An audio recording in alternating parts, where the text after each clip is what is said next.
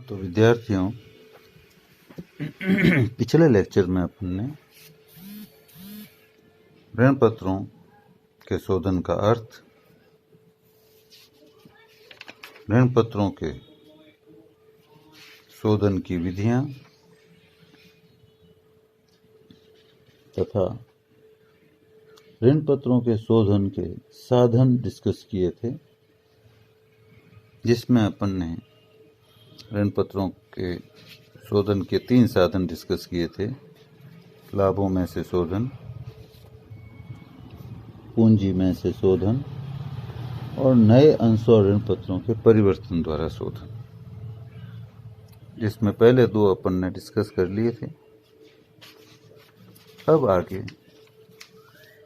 परिवर्तन द्वारा शोधन अर्थात नए ऋण पत्रों या अंशों में परिवर्तन द्वारा शोधन, redemption bye conversion into shares और डिबेंचर्स डिस्कस करेंगे। कई बार ऋण पत्रधारियों को कंपनी द्वारा विकल्प दिया जाता है कि यदि वे चाहें तो अपने ऋण पत्रों के बदले शोधन के समय कंपनी के नए ऋण पत्र या अंश प्राप्त कर सकते हैं।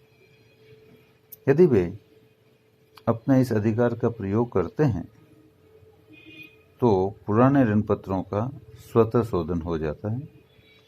ऋण पत्रधारी इस अधिकार का प्रयोग तभी करेंगे जब ऐसा करना उनके हित में होगा।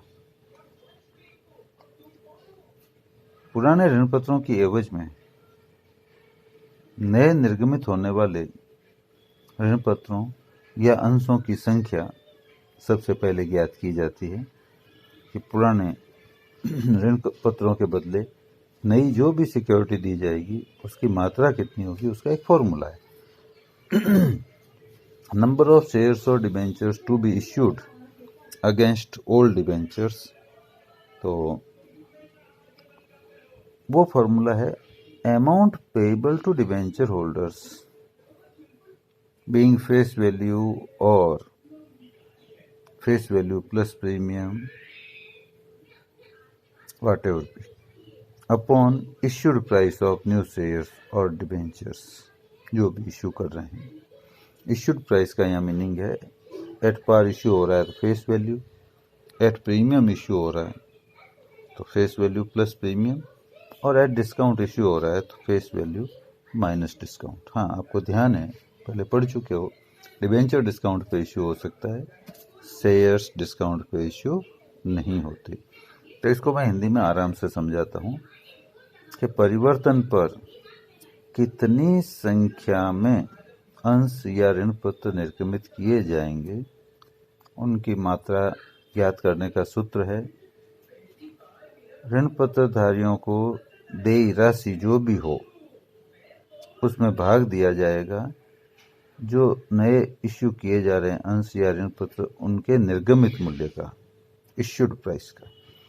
तो amount payable to debenture holders, ऋण पत्रधारियों को देय राशि। देय राशि का मतलब है यदि एट पार रिडेम्पशन है तो फेस वैल्यू चुकाई जाएगी, एट प्रीमियम रिडेम्पशन है तो फेस वैल्यू में प्रब्याजी जोड़कर चुकाया जाएगा, तो उन दोनों को जोड़ लेंगे, और एट डिस्काउंट होता नहीं है हो तो फेस वैल्यू में से डिस्काउंट घटाकर amount payable to debenture holder ज्ञात किया जाएगा। और इसमें भाग दिया जाएगा इश्यूड प्राइस का, जो शेयर डिबेंचर जो भी इश्यू किया जा रहा है उसकी इश्यूड प्राइस क्या है। यदि एट पार इश्यू है तो फेस वैल्यू का भाग दिया जाएगा, एट प्रीमियम इश्यू है तो फेस वैल्यू में प्रीमियम की राशि जोड़कर प्रति सिक्योरिटी, प्रति शेयर या डिबेंचर फेस वैल्यू में प्रति शेयर और डिबेंचर जितना प्रीमियम है वो जोड़कर दोनों की टोटल करके उसका भाग दिया जाएगा।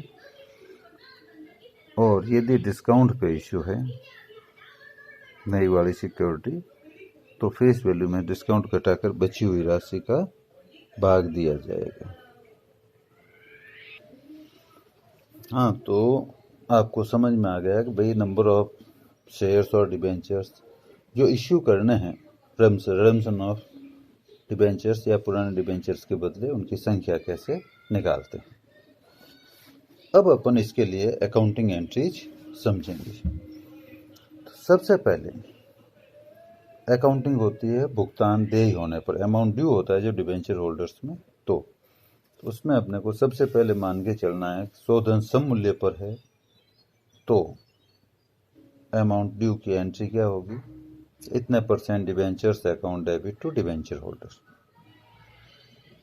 और यदि शोधन प्रब्याजी पर है तो इतना % debentures account debit premium on redemption of debentures account debit to debenture holders.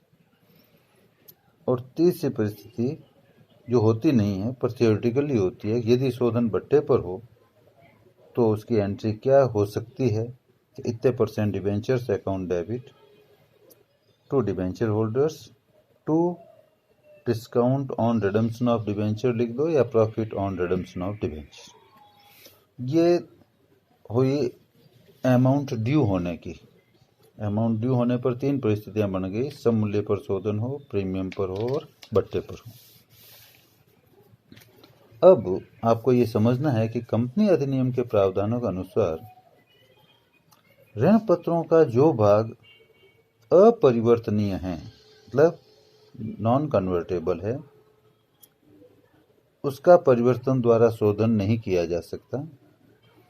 जब ऋण पत्रों का परिवर्तन द्वारा शोधन हो तो इसके लिए ऋण पत्रधारियों को आवेदन करना होता है, और कोई भी company put and call option के अतिरिक्त 36 माह से 3 साल से अधिक माह की शोधनीय अवधि के पूर्ण परिवर्तन से ऋण पत्र निर्गमित नहीं कर सकती।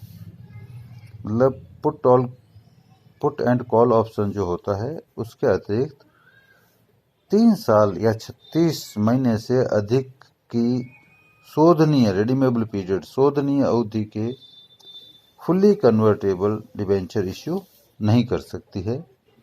और परिवर्तन तभी किया जाएगा जबकि ऋण पत्रधारी अपनी धनात्मक कंसेंट या धनात्मक सहमति, पॉजिटिव कंसेंट देंगे।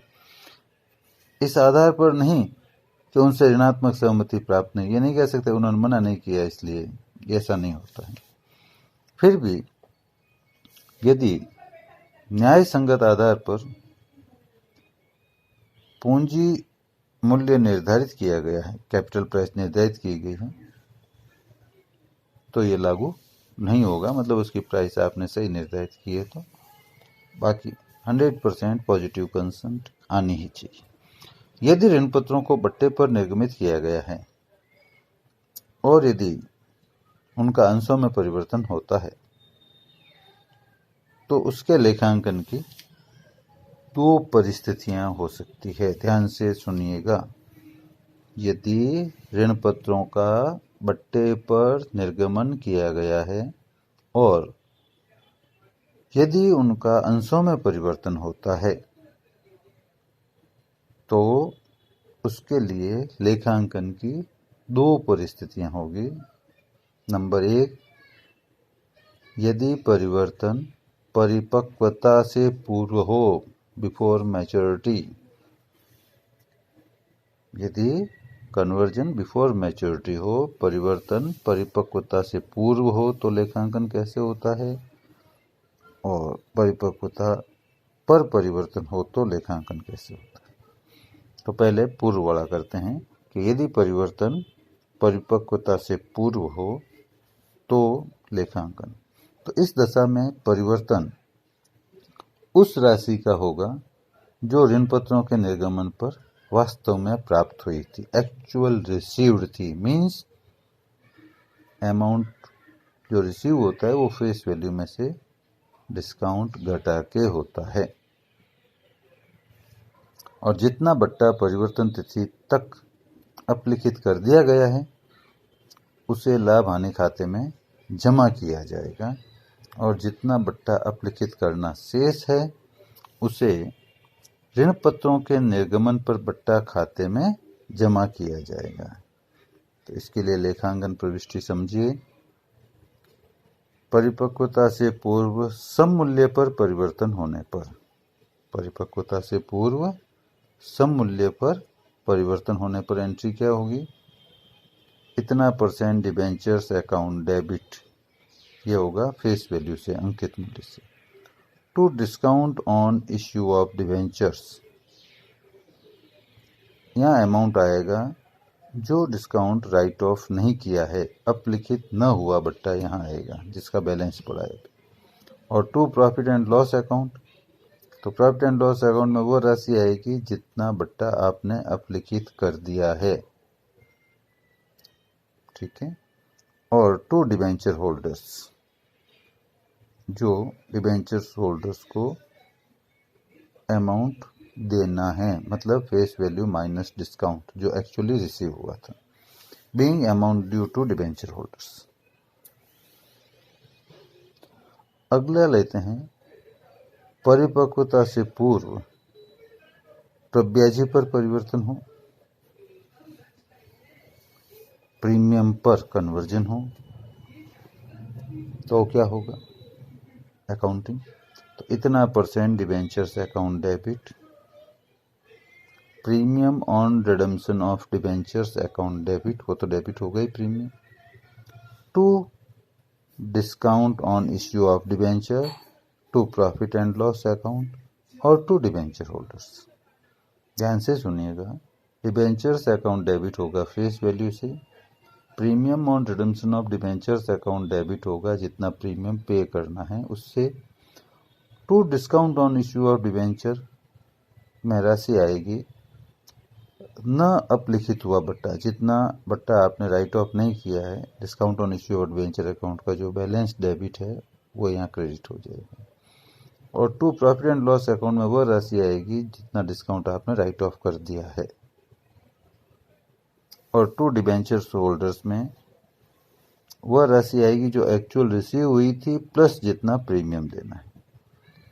और नीचे नरेशन आ जाएगा being amount due to debenture holders. यह तो हुई पहली परिस्थिति जब परिवर्तन परिपक्वता से पूर्व हो, तो अमाउंट ड्यू की एंट्री क्या होती है, पेमेंट की तो आप जानते हैं, debenture holders account debit to bank हो जाएगा। दूसरी परिस्थिति है परिपक्वता पर परिवर्तन। बट्टे पर निर्गमित ऋण पत्रों का यदि परिपक्वता तिथि पर परिवर्तन हो तो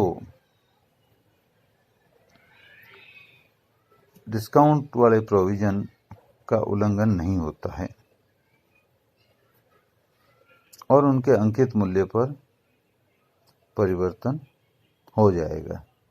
इसके लिए लेखांकन क्या होगा, सम मूल्य पर परिवर्तन होना है, तो इतना % debenture account debit to debenture holders being amount due to debenture holders. तो ब्याजी पर होना है, तो इतना % debentures account debit, premium on redemption of debentures account debit to debenture holders. Clear मामला, being amount due to debenture holders. यदि शोधन की पूर्व निर्धारित तिथि तथा परिपक्वता से पूर्व शोधन की तिथि प्रश्न में दी गई हो तो ऋण पत्रों के निर्गमन पर दिया गया बट्टा जो कि अभी तक अपलिखित होना बाकी है उसे ऋण पत्रों के निर्गमन पर बट्टा खाते में जमा किया जाएगा तथा लाभ हानि खाते में वह राशि जमा की जाएगी जिसके बराबर बट्टा पहले से ही अपलिखित किया जा चुका है। परंतु यदि शोधन की पूर्व निर्धारित तिथि तथा परिपक्वता से पूर्व शोधन की वास्तविक तिथि के बारे में सूचना न हो तो वास्तव में दिए गए बट्टे की राशि से ऋण पत्रों के निर्गमन पर बट्टा खाते को जमा किया जाएगा और इसके लिए आप नोट लिख देना।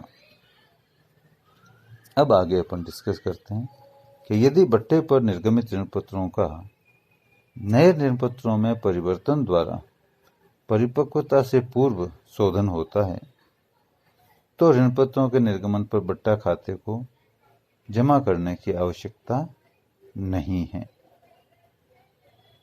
क्योंकि यहाँ कंपनी अधिनियम के प्रावधानों का उल्लंघन नहीं होता है।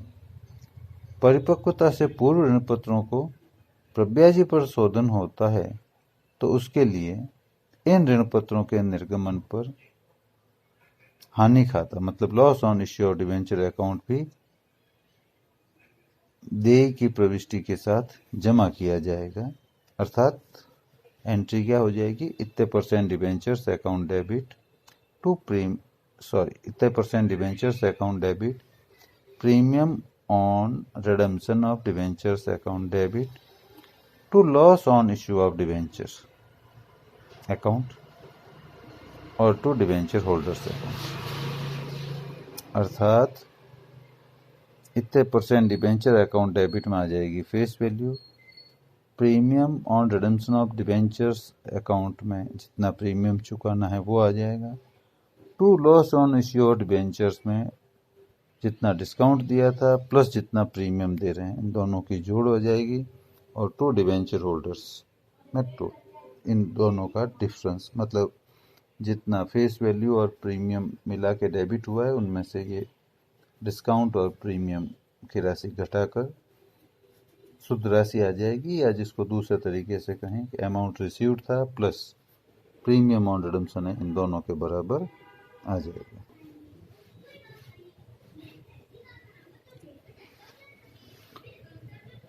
हाँ जी, तो यहाँ इम्पोर्टेंट चीज़ अपन ने जो डिस्कस की वो ये थी कि यदि ऋण पत्र बट्टे पर निर्गमित हैं और उनके बदले नए ऋण पत्र ही परिवर्तित हो रहे हैं तो ऐसी दशा में परिपक्वता से पूर्व मैच्योरिटी से पूर्व भी शोधन होता है तो ऋण पत्रों के निर्गमन पर बट्टा खाते का जमा करने की अपने को जरूरत नहीं है, क्योंकि यहाँ धारा 53 के प्रावधान जो अंशों को बट्टे पर निर्गमन करने से रोकते हैं उनका उल्लंघन नहीं होता है। परंतु यदि शेयर्स इश्यू करने हो तो फिर वो एंट्री जो अपन ने समझी थी वो करनी पड़ेगी, discount on issue of debenture P&L account जैसी भी परिस्थिति हो जमा करना पड़ेगा। अब अपन आगे डिस्कस करते हैं शोधन करने पर क्या एंट्री होगी। ये तो अभी ड्यू की एंट्री हुई, अमाउंट ड्यू होता है डिबेंचर और उसको पे करना ड्यू हो जाता है तो क्या एंट्री करते हैं।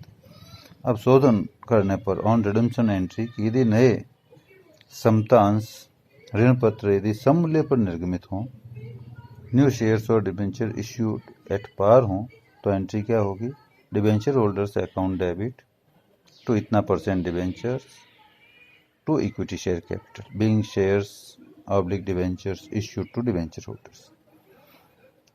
इसी तरह से यदि नए समतांश या ऋण पत्र प्रब्याजी पर निर्गमित करने हों तो एंट्री क्या होगी, debenture holders account debit to इतना percent debentures to equity share capital to securities premium being shares oblique debentures issued to debenture holders. तीसरी परिस्थिति हो सकती है कि यदि नए समतांश ऋण पत्र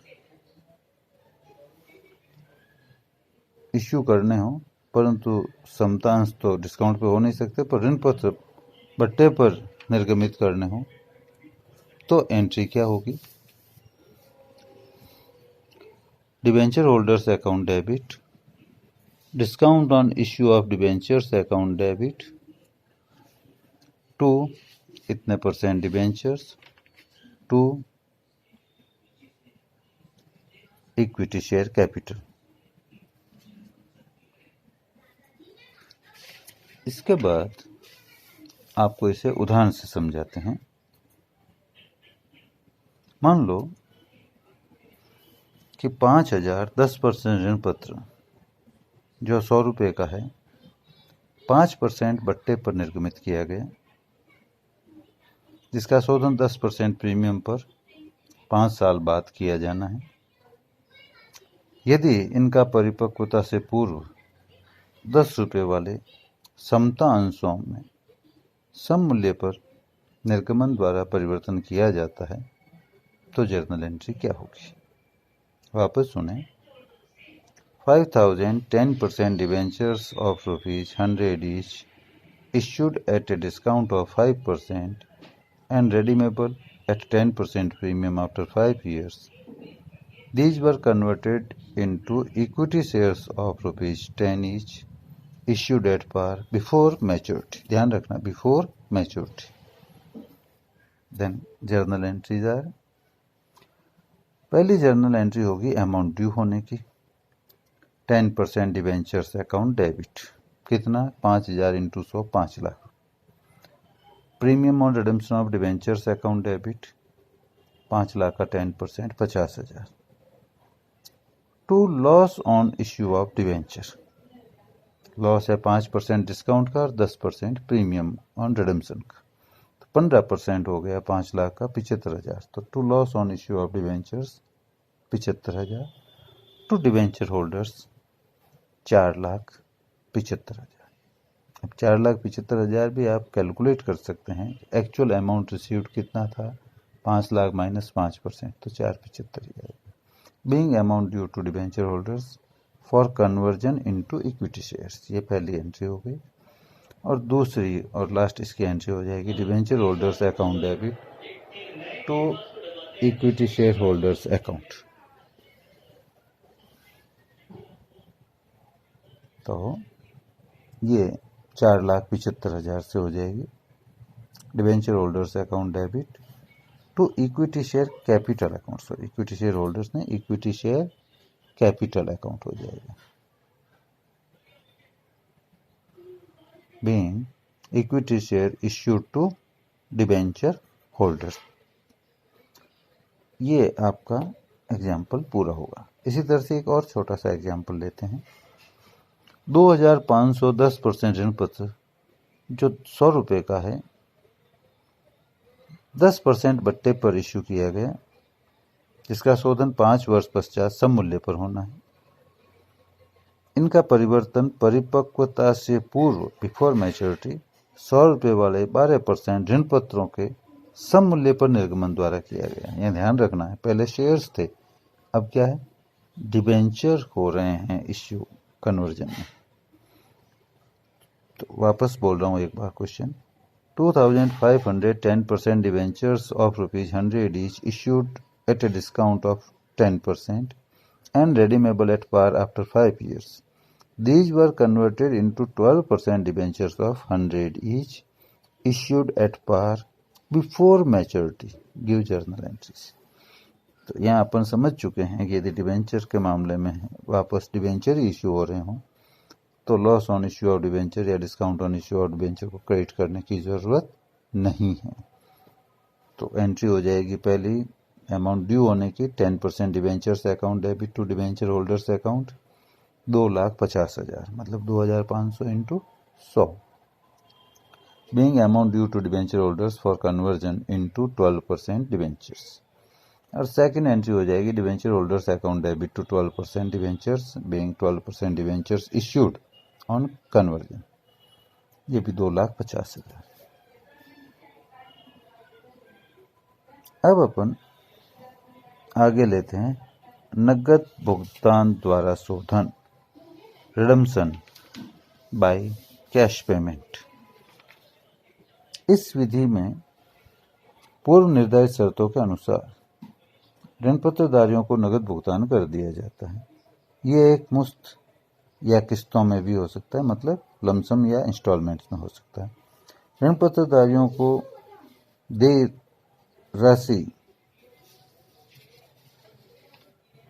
का 3 परिस्थितियों में, जो अपन ने समझी है, तीनों ही परिस्थितियों में वैसा ही लेखा होता है जो कन्वर्जन द्वारा शोधन में किया जाता है। ड्यू की एंट्री वही होती है। आवश्यक राशि ऋणपत्र शोधन संचय में हस्तांतरित करने की प्रविष्टि भी वैसी ही की जाती है जो अपन ने पहले समझी है, profit and loss appropriation debit to debenture redemption reserve account. और भुगतान की एंट्री यहाँ हो जाएगी debenture holders account debit to bank. मतलब ये हुआ कि कन्वर्जन में हो चाहे इनमें हो, ड्यू होने की एंट्री तो कैश पेमेंट में वैसे ही होती है जैसे अपन ने कन्वर्जन में समझी, चाहे एट पार हो, चाहे एट प्रीमियम हो, चाहे डिस्काउंट हो।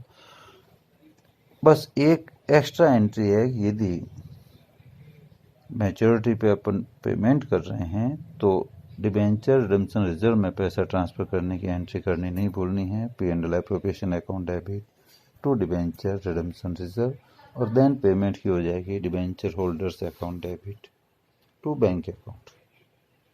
इसके बाद अपन डिस्कस करेंगे कंपनी द्वारा खुले बाजार में स्वयं के ऋण पत्र खरीदना, purchase of on debentures by the company in the open market.